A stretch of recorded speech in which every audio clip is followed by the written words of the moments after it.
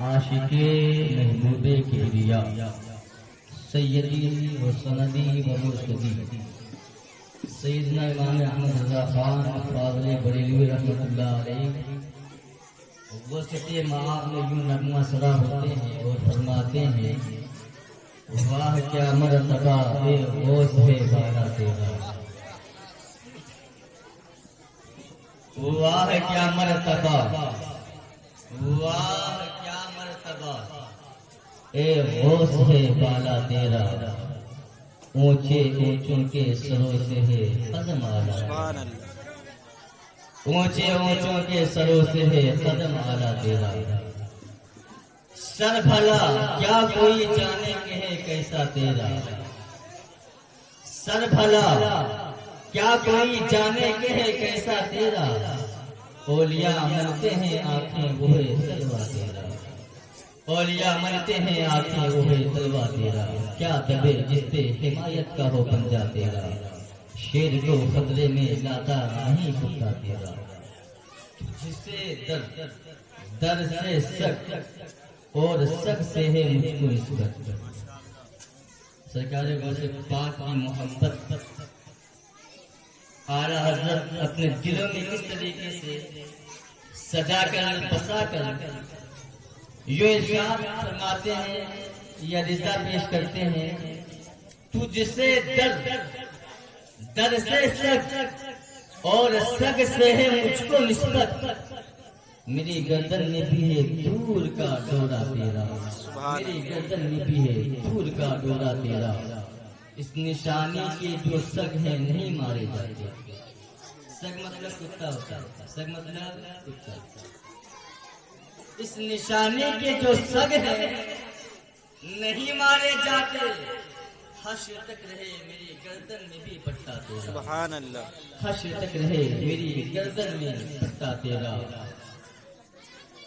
مصطفیٰ کے تنے پہ سایہ کا سایہ دیکھا، کیا شعر ہے، مصطفیٰ کے تنے پہ سایہ کا سایہ دیکھا، جس نے بھی دیکھا میری جان جلوے جیبا تیرا، جس نے بھی دیکھا میری جان جلوے جیبا تیرا، اے رضا یوں نہ پلک تو صحیح سید تو نہ ہو، سیدے جیدے دہر ہے مولا تیرا، واہ کیا مرتبہ اے غوث بالا تیرا۔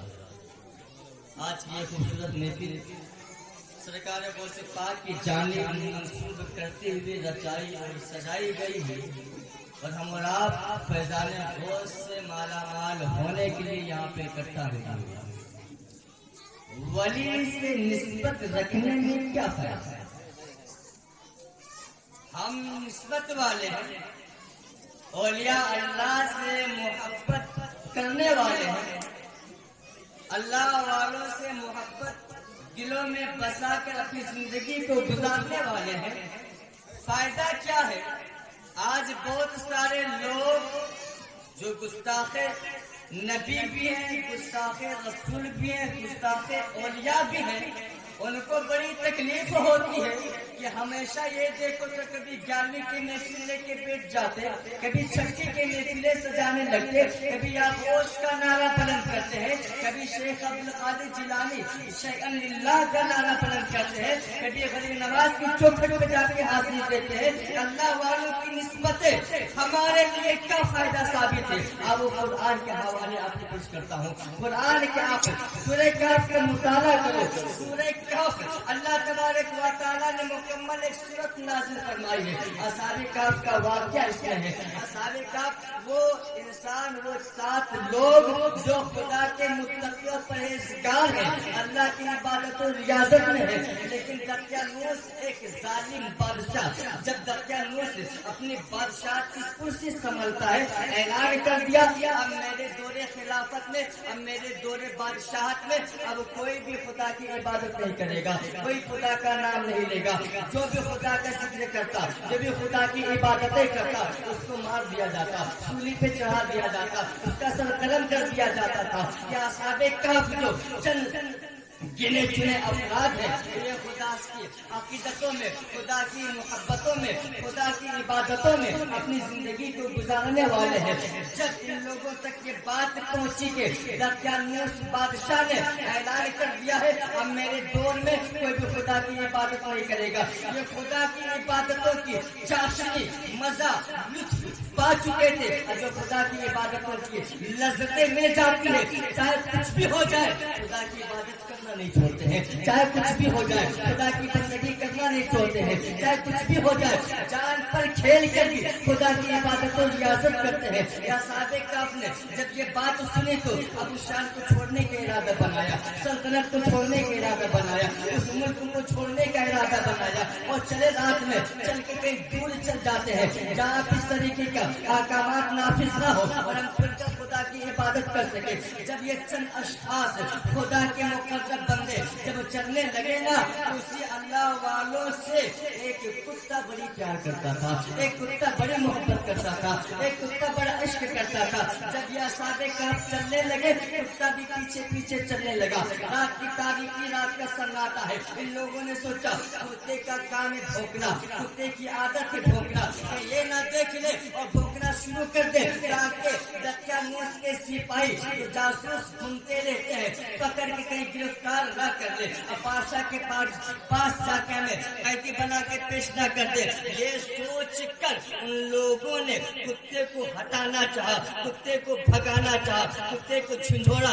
जब कुत्ते को झिंझोड़ा ना तो उस कुत्ते को रब तबारक व तआला ने कुव्वते गोयाई अता फरमाई। कुत्ते ने पलट के जवाब दिया, ओ मेरे ए मेरे साथी, ए मेरे खुदा के नेक बंदे, मुझे अपने आप से दूर ना करो, मुझे अपने दर से दूर ना करो, मैं तुमसे प्यार करता हूँ, मैं कुत्ता हूँ तो क्या हुआ, लेकिन तुम्हारी मोहब्बत मेरे दिलों में है। कुत्ते का नाम कितमीर बताया जाता है।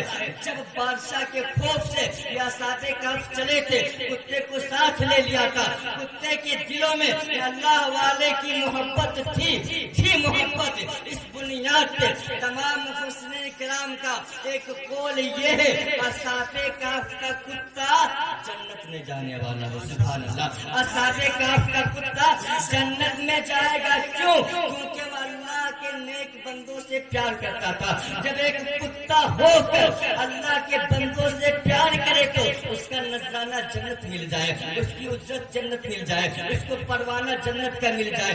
एक कुत्ता होकर इश्क के दायरे में रह करने वाला जन्नत जा सकता है। ये इंसान अशरफुल मखलूकात है, ये इंसान तो अशरफुल मखलूकात है। जब कुत्ता अल्लाह की मोहब्बत में जन्नत में जा सकता है तो ये इंसान क्यों नहीं जा सकता है? इसी बुनियाद पे हम इश्क करते हैं, वसीला पकड़ के अल्लाह वालों की मोहब्बत अपने दिल में रखते हैं। कुछ हो ना हो लेकिन वसीला मिल गया, खुदा ने कबूल कर लिया, आपको भी जन्नत का दूल्हा बना दिया। सुभान अल्लाह। इसीलिए अल्लाह वालों से प्यार है। आज दिन महफिल गो से पाक की सजी है, आज महफिल गो से पाक की सजी है। ये फकत वली नहीं बल्कि वलियों के वली है। ये गौस के भी गौस, अफ्ताब के भी कुतुब, शयूख के शेख, इनके दर से विलायत तकसीम हुआ करती है। इनके दर से विलायत तकसीम हुआ करती है। तो हम अल्लाह के उस मुकर्रब बंदे की महफिल आज सजा के बैठे हैं। यकीन मानो अगर दिल में वाकई में गौसे पाक का इश्क है तो ये इश्क हमें जरूर जन्नत का दूल्हा जरूर बनाएगा। सरकार गौसे पाक जब बगदाद शरीफ में आप जब दफन हुए तो आप पहले पहल वाज़ो नसीहत नहीं करते थे। हालांकि आपसे बड़ा कोई मुफ्ती नहीं वहां पर, आपसे बड़ा कोई आलिम नहीं वहां पर, आपसे बड़ा जानकार कोई नहीं वहां पर। वो इल्म आपको अता किया गया और आपने इल्म खुद हासिल भी की। हालांकि आपको मालूम है कि अल्लाह ने हमें मकाम विलायत के फाइज किया। मालूम है اس کے باوجود وہ علم کے تلاش میں رہے، شہر چھوڑا، گھر چھوڑا، والدین کا سایہ چھوڑا، والدہ کی محبتیں کو چھوڑا اور چلے گئے بغداد کے سرزمین علم حاصل کرنے کے لیے۔ اس سے پتہ یہ چلتا ہے علم کا مقام کتنا اعلیٰ ہے۔ وہ ولی ہے پھر بھی جا کے مدرسے میں ثانوی ادب طے کر رہے ہیں، وہ ولی ہے پھر بھی وہ سے پاک جا کے آ کے علم حاصل کر رہے ہیں۔ جب آپ عالم بن گئے، بہت بڑے عالم، بہت بڑے مفتی، محدث، مفکر، مدبر، کیا کچھ نہیں آپ بن گئے، اس کے باوجود آپ وائس نہیں کرتے ہیں، آپ نصیحت نہیں کرتے ہیں۔ حالانکہ آپ کے پاس کسی بھی طریقے کا سوال آ جائے، یقیناً خدا کی عطا کردہ صلاحیتوں سے آپ اس مسئلے کا ایک پل میں حل کر سکتے ہیں، لیکن اس کے باوجود بھی آپ خود وصیت کرتے نہیں ہیں، واس کرتے نہیں ہیں، نصیحت کرتے نہیں ہیں۔ ایک مرتبہ آپ سو رہے تھے بغداد کی جامع مسجد پہ،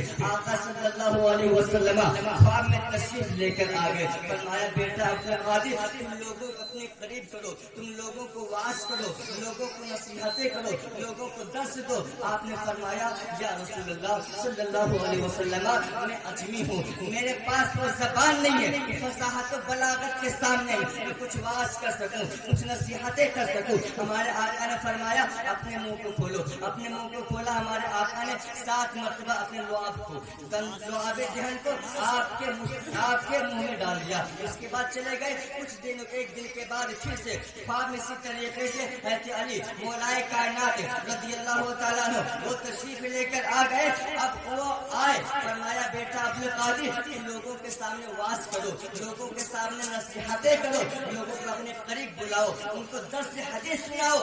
آپ فرماتے ہیں کہ بابا جان میں تو کر سکتا ہوں لیکن میں اجمی ہوں، زبان ہمارے پاس وہ نہیں ہے جو یہاں کے لوگ بولا کرتے ہیں، یہاں پہ فصاحت و بلاغت کی بولی بولا کرتے ہیں، یہاں کے جملے ایک سے ایک ہوا کرتے ہیں، یہاں پہ سبق لینا چاہیے۔ وہ سے پاک عالم ہونے کے باوجود بھی وہ لوگوں کے سامنے واضح نصیحت کرنے سے کترا رہے ہیں، واضح نصیحت کرنے سے آپ اپنے آپ کو پھال نہیں کرتے ہیں۔ آج جوہلا کو ہم نے دیکھا ہے، نہ کچھ آتا ہے نہ کچھ جاتا ہے، کبھی مدرسے کے قریب نہیں گیا ہے، نہ مدرسے کے کبھی ہوا لگی ہے، اپنے آپ کو اس نے بولیا کیا بنا لیا، اپنے آپ کو عالم کہنے لگا۔ دیکھو سے پاک بڑے عالم ہے لیکن واز نہیں کرتے ہیں، وہ سے پاک نصیحت نہیں کرتے ہیں۔ پتہ یہ چلتا ہے جو عالم ہو کر واز و نصیحت نہ کرے اس کی خاکساری ہے، اس کی عاجزاری ہے، لیکن جو جاہل انگوٹھا چھاپ ہو کر اپنے عالم کا لبادہ اوڑھ کر قوم کو دھوکہ دینے میں لگے ہو، قوم کو لٹنے میں لگے ہو اور کہہ کہ میں عالم بن گیا، لباس پہن کے کوئی عالم نہیں ہوتا بلکہ مدرسے کی کھاک چھاپنی پڑتی ہے، مدرسے میں جا کے جھاڑو لگانے پڑتے ہیں، مدرسے میں جا کے آپ کو سوکھی روٹیاں کھانی پڑتی ہے، تب جا کے اللہ کی عطا سے وہ عالم بنتا ہے۔ ایسے کوئی سبحان اللہ، سبحان اللہ۔ پہننے سے اگر ہر کوئی عالم بن جاتا تو مدرسے میں جا کے 8 سال کی چھک نہیں مارتا، مدرسے میں جا کر 9 سال جا کے وہاں پہ سوکھی روٹی نہیں توڑتا، نہ کہ اپنے استاد کے سامنے جا کے ثانوی ادب طے کرتا۔ فقط جبہ پہن لیتا بن گیا عالم، فقط ٹوپی لگا لیتا بن لیتا عالم، لیکن یاد رکھنا وہ سے پاک عالم ہے، واز نہیں کرتے ہیں، وہ سے پاک بہت بڑے عالم ہے لیکن واز نہیں کرتے ہیں۔ ایک مسئلہ میں آپ کو بتا دوں، غیر عالم کو واز کرنا حرام ہے، غیر عالم کو واز کرنا حرام ہے۔ سمجھ میں یہ نہیں آتا جو پڑھے لکھے ہونے کے باوجود اس نے تو اپنے آپ کو ابھار کے سامنے نہیں لایا۔ علم ہوگا، عالم کے پاس علم ہے، علماء خود جانتے ہیں کہ اس کے اندر کیا صلاحیت ہے، بتانے کی ضرورت نہیں، آپ کام کریں، آپ کا کام خود آپ کا جواب بن کے سامنے کھڑا ہوگا۔ بے شک آپ وہ کام کر کے دکھاؤ کہ کارکردگی آپ کریں۔ حروف تہجی کا مطلب نہیں معلوم، بسم اللہ پڑھنے کی تمیز اٹھنگ نہیں، چلے خطاب کرنے کے لیے یاد رکھنا وہ سے پاک کی لعنت تمہارے پہ ہوگی۔ اور ایک بات میں آپ کو بتاتا ہوں، یہ بڑی عام چلا ہوا ہے، قرآن خانے کا مسئلہ آتا ہے، ہمارے یہاں ایک ختم کروا دیجیے، سنیں مسئلہ 2 ختم کروا دیجیے گا، ایک ختم نہیں ہوا، کیا آپ نے سارے ختم نہیں کروایا؟ آگے سے میں پوچھنا یہ چاہتا ہوں، قرآن خوانی میں مکمل قرآن کا ختم کرنا کیا قرآن کی آیت سے کہیں ثابت ہے؟ احادیث مبارکہ میں قرآن کی فضیلت ختم قرآن پہ بہت ہے، لیکن قرآن ختم کرنا کیا یہ ضروری ہے؟ کیا یہ واجب ہے؟ مسئلہ نہیں معلوم، علماء کے قریب جائے، لیکن سنو، قرآن کو پڑھنا یہ ضروری ہے۔ او میاں سنیں، بڑی ٹاپ کی بات بتا رہا ہوں، قرآن کو ختم کرنا آپ کہیں سے آیت قرآن سے آپ دلیل نہیں دے سکتے کہ قرآن خانے کے میں پھر سجی تو قرآن ختم کروایا جائے، اور لوگ تانے سے بولتے ہیں میں نے تو ختم کروا دیا، تو نے ختم کروا دیا۔ قرآن میں کتنی آیتیں آپ کو معلوم ہے؟ ان آیتوں میں سے ایک آیت بھی کیا تم نے صحیح سے پڑھا؟ قرآن صحیح پڑھنا یہ فرض ہے، قرآن صحیح پڑھنا یہ فرض ہے۔ ورتل قرآن ترتیلا، قرآن رب کا اعلان، قرآن کو ٹھار سے پڑھو۔ ورتل قرآن ترتیلا، ترتیل کہتے کسے؟ کبھی ترت کی ہوا لگی؟ ترتیل کہتے کسے؟ تجوید کہتے کسے؟ ہمارے آقا نے فرمایا اقرأ القرآن بلوح العرب، قرآن کو عرب کے طور طریقے پر پڑھو۔ سجن قرآن آپ یسواتی، قرآن کو اپنی آواز سے مزین کرو۔ لیسا من لم یتغنی بالقرآن، جو قرآن کو نغمگی کے ساتھ نہیں پڑھتا وہ مجھ سے نہیں۔ ایسے انس فرماتے ہیں کہ بے شمار لوگ ایسے ہیں جو قرآن کو پڑھتے ہیں لیکن قرآن اس پہ لعنتیں کرتا ہے۔ قرآن لعنت کرتا ہے، کیوں لعنت کرتا ہے؟ کیونکہ آپ کو شین کی تمیز نہیں ہے، زا کی تمیز نہیں ہے، سا کی تمیز نہیں ہے۔ آپ حروف تہجی الف سے لے کے یا تک جو 29 حروف ہے اس سے پڑھنے کا ڈھنگ نہیں ہے آپ کو، بڑے قرآن خانے کا ٹھیکہ لے کے چلتے ہو۔ یاد رکھنا، قرآن پہلے پڑھو تب جا کے قرآن پڑھو، ختم کرنا ضروری نہیں ہے۔ ایک آیت پڑھ لو، اتنا ثواب مل جائے گا، آپ کی جھولی پہ پڑ جائے گا۔ سبحان اللہ، اللہ اکبر، یا رسول اللہ۔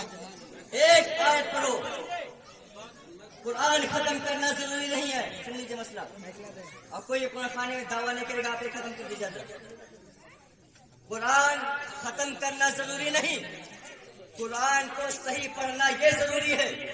میں نے 2-3 ٹکڑا حدیث کا پڑھا ہے، ساتھ ہی فقہی مسائل سماعت کرو۔ سرکار عرض کیا فرماتے ہیں؟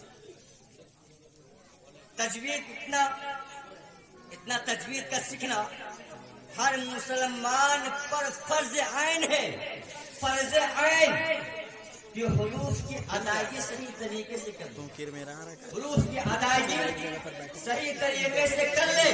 اگر وہ نہ کرتا ہو اور کوشش بھی نہ کرتا ہو تو یاد رکھنا اس کی نماز قطعاً ہوتی ہی نہیں ہے۔ اللہ اکبر، اللہ۔ ہلکا سمجھ لیا آپ نے قرآن کو؟ آپ کالج کو پڑھانے کے لیے بچوں کو بھیجتے ہو، انگلش کا آپ پڑھائی دے رہے ہو، کالج میں بھیجا، اسکولوں میں بھیجا، بھیجو، کوئی مطلب نہیں، کوئی اعتراض نہیں ہے۔ آپ نے انگلش سکھانے کے چکر میں لاکھوں لاکھ خرچہ کیا، آپ انگلش پڑھانے کے چکر میں ایک 1,000 6,000 مہینہ آپ دیا کرتے ہیں، کیوں کہ میرا بچہ انگلش بولے، میرا بچہ پڑھ لے۔ ایک سوال، انگلش کیا یہ علم ہے؟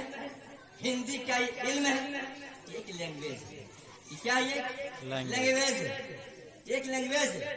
علم حقیقت قرآن میں، علم حقیقت قرآن میں ہے۔ جو آپ کو کھڑے کھڑے مچنے کا ڈھنگ بتاوے کیا وہ علم ہے؟ اور اس علم کے پیچھے تم نے لاکھوں لاکھ روپے خرچہ کر دیا، اب مولوی صاحب اگر 100 کا مطالبہ کرتے پیسہ مانگنے لگے۔ ارے یار، قرآن پڑھنا مسلمان پہ فرض عین ہے، جو پڑھا رہا ہے تم اسکولوں میں خرچہ کر سکتے ہو، جس کو سیکھنا فرض عین ہے اس میں کوئی خرچ نہیں کر سکتے، اس میں تم خرچہ نہیں کر سکتے۔ لوگوں کا ذہن اس طریقے سے بٹا جا رہا ہے، اس طریقے سے منتشر ہو رہا ہے، مولوی کے نظر پہ سب کی ٹکی ہوئی ہے، لیکن یہ پتا نہیں کہ تجھے تمہارا کیا علم دے رہا ہے۔ قرآن کی تعلیم کا یہ تم نے ہلکا سمجھ لیا۔ ہمارے آقا نے کیا فرمایا؟ من تعلم القرآن وعلمہ، تم میں بہترین شخص وہ ہے جو قرآن سیکھے قرآن کو سکھائے. سبحان اللہ. بے شک بے شک. قرآن سیکھے قرآن سکھائے. سکھانے سے پہلے سیکھنا ضروری ہے. کہاں سکھایا جائے گا؟ مدرسے میں. تم سے کوئی مدرسہ گئے؟ مکتب لے کے گھومنے لگے, قرآن لے کے گھومنے لگے, قرآن پڑھنے لگے. پہلے قرآن پڑھا, ایک حرف بھی تم نے قرآن کا پڑھ لیا نا, ایک حرف پڑھنے پہ 10 نہیں. سبحان اللہ. سبحان اللہ. آپ حروف کتنے ہیں قرآن میں؟ آپ نے گنتی کبھی کر پایا؟ کبھی گنتی کیا آپ نے بیٹھے؟ جو قرآن سیکھی, قرآن سیکھو, تب جا کے آپ قرآن پڑھو.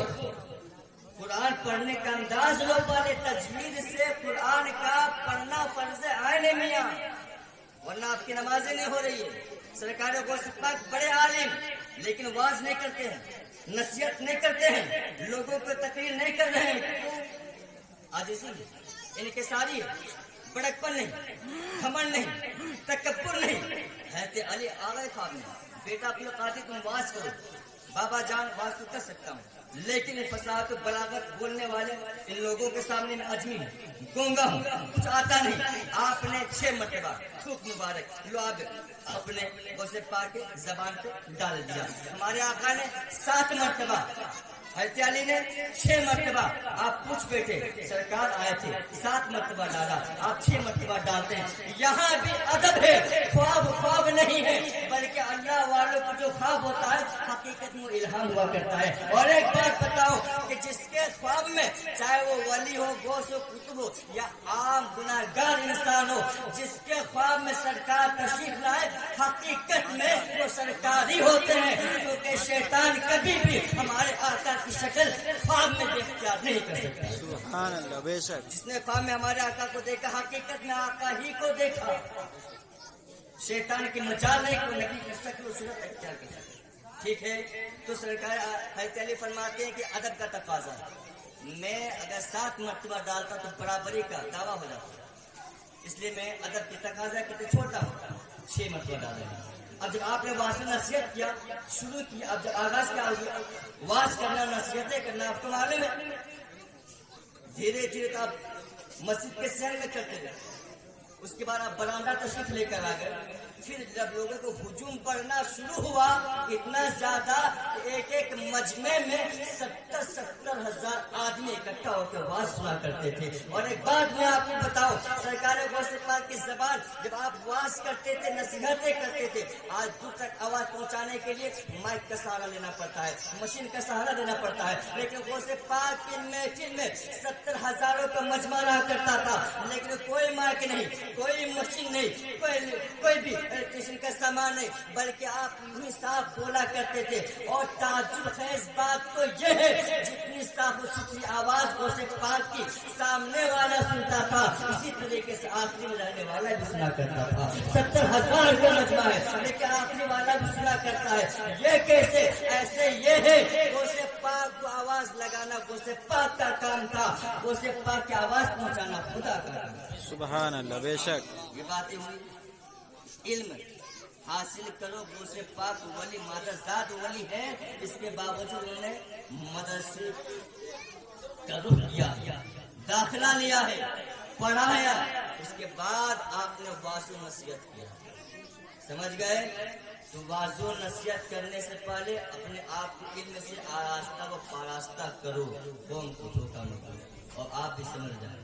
ایسے کے چکر میں نہ پڑے تو آپ کا دین بھی جائے, ایمان بھی جائے. کیونکہ نیم حکیم خطرے جان, نیم مطلع خطرے ایمان. ایمان آپ کا ختم ہو جائے گا. علماء کے قریب جاؤ زبان سنبھالو, اولیاء کے قریب جاؤ تو دل سنبھالو. اللہ تبارک و تعالیٰ کی بارگاہ میں دعا کروں کہ پروردگارا, سننے سنانے سے زیادہ میرے مولا ہم سب کو عمل خیر کی توفیق عطا فرمائے. آمین. آمین. بجاہ سید المرسلین وما علینا الا البلاغ. السلام علیکم.